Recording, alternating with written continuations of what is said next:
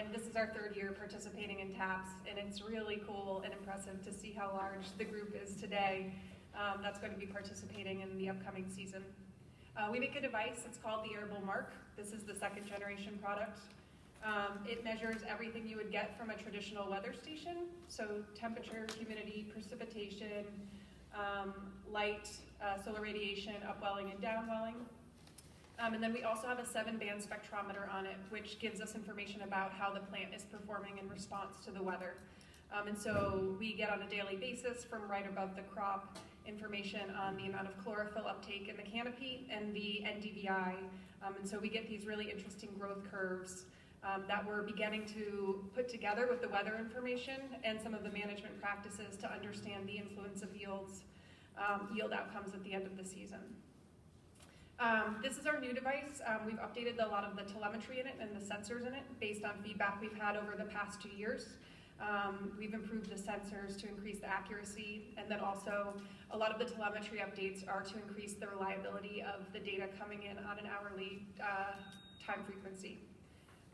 This one also connects to a bridge, so we can integrate soil moisture probes and anemometers, so you don't need an additional data logger. And then that information all displays in your mobile app and in your web application. So the idea is to have a very easy installation process in your field, and then have access to all the information you need either on your mobile phone or if you have multiple sites, really easily on your web browser, so you can sort by priority of fields, look at different needs for different fields, the weather in different fields, and make it really easy to just go through all the information quickly and to find what you're looking for. I've gone totally off topic from whatever the slide deck says.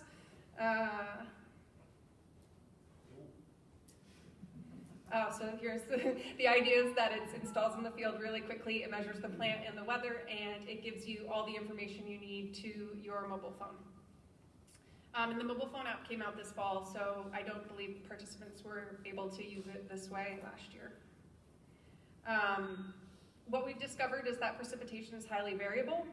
So we provide a forecast out for the next 10 days from IBM Weather. And then we downscale that forecast for what is going to be happening in your field based on measurements that we are getting from the device. And using a quantile mapping function to understand for your GPS location, what is the forecast for the next 2 days. And that updates on an hourly basis.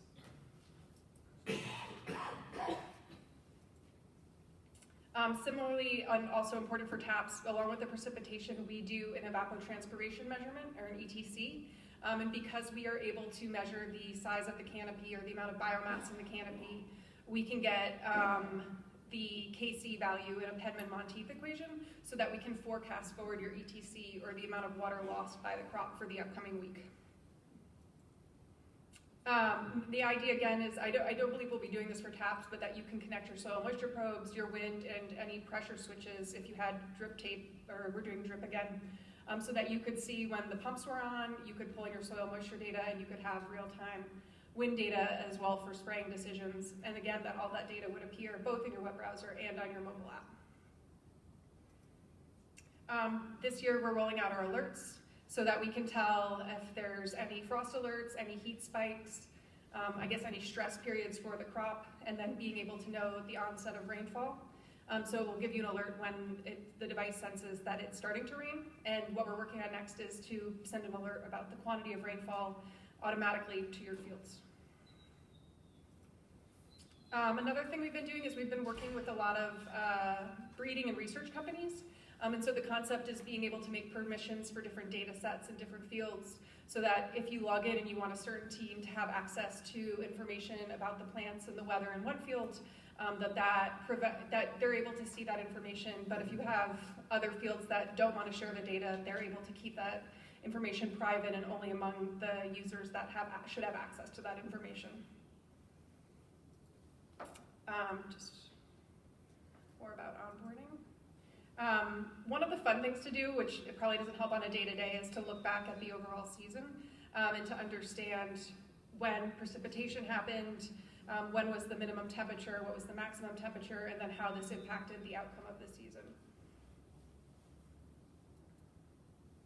And then as an example here is the, this was a project I believe we were doing with Trent and Franz maybe 2 years ago now, but the concept that you are able to get this daily NDVI curve that's highly accurate and it's better frequency or revisit rate than you would get from a traditional satellite data set.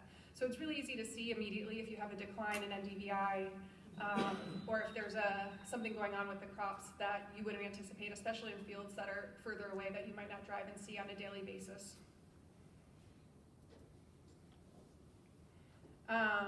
Here it's more about how our app for this year is focused on pest management, so it's pulling in when the last rainfall occurred, the total amount of accumulated leaf wetness, and the hours until the next rainfall event, and then if you have an anemometer connected, you can also pull in the wind data. So if you're making a spray decision, you have everything you need to understand the efficacy of the spray.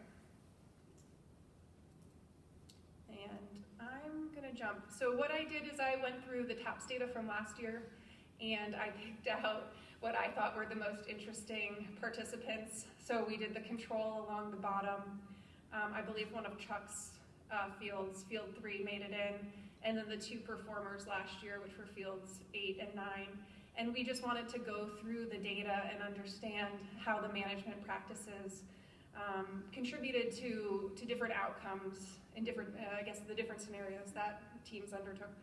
So here you see it's a spectral index, and it's comparing when folks applied different nitrogen practices and what were the outcomes in terms of what you could see with the canopy changes and how that translated to yield. So one of the highest performers did an immediate pre-plant application, I think of about 100 pounds of nitrogen, and that one I think came in second, whereas I thought that one of the most impressive was Chuck's, and he timed his out throughout the season and still managed, and used a lot less than everyone else, and still managed to come out, I think only 7 bushels per acre below the top 2 performers. And we went ahead and did the same thing with irrigation, so we looked at when the top 3, or the 3 sites that we had selected, when they irrigated and when precipitation was happening for those fields, to understand the different management practices that they were taking and how that fed into their decision-making process. And so the same thing again broken down here. It's the dotted lines I didn't pull in the top of the graph are the different growth stages.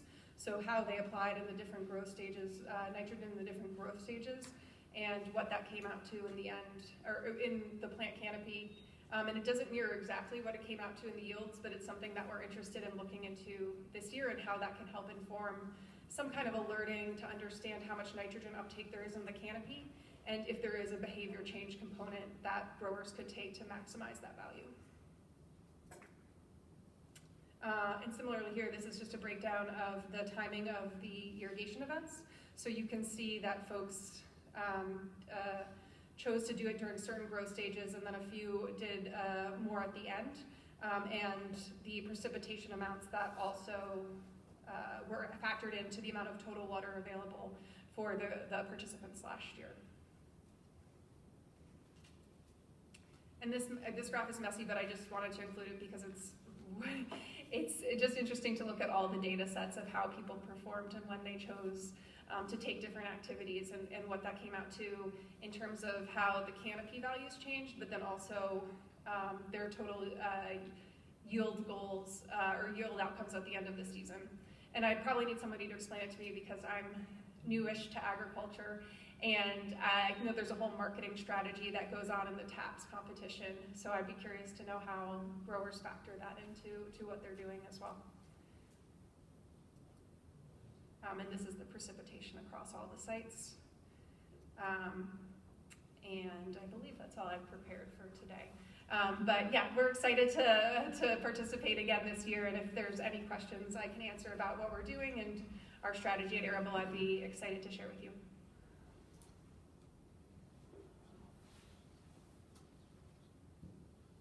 How big of a window are you taking for you doing your NDVI imagery, and how big of a, is that, how far above the canopy does that sensor have to be, and how big of an umbrella area is that to cover? It's a 70-degree angle below it, and it's measuring 2 times the height. So I feel like when I installed them in corn, we did them at about 13 or 14 feet. And so when they're in the early stages, it's getting a much bigger area, but then as it grows up, you're getting a smaller look into the canopy.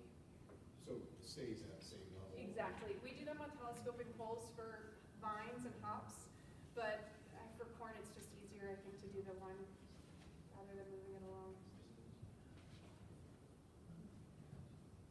So you said do you have a wind meter direction sensor, is that a third party you got put onto that? We just plug in the Davis anemometers into Just the use device. the Davis? Yeah. Is there any crop models that you prefer over others that you talk better with, or you don't want to say that? No, it's interesting. I feel like we get asked all the time, and we focused so much on the hardware development. We're a small team of about 30 people, and making the measurements super accurate, and we're just getting into the exciting phase where we're beginning to do crop modeling. And we have a bunch of data from the past 2 years. It's just understanding, I think it's my best, what to prioritize and what's the most important. And we're looking at a lot of what we're doing is going to be dependent on collaboration. So if folks know research groups that are interested in doing something, that would be ideal for us.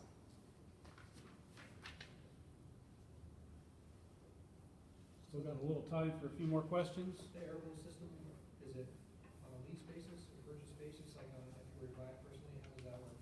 Yeah, we sell the devices for around $1,000, and then we do 2 subscriptions. One is $250 per year for weather only, and then we do one for $400 per year for the plant data as well. So if you're not interested in all the spectral indices, then you can just get it as a weather station. And then a concept that we're doing this year is we're charging $59 per month for any of the devices. So if you just wanted to start paying that,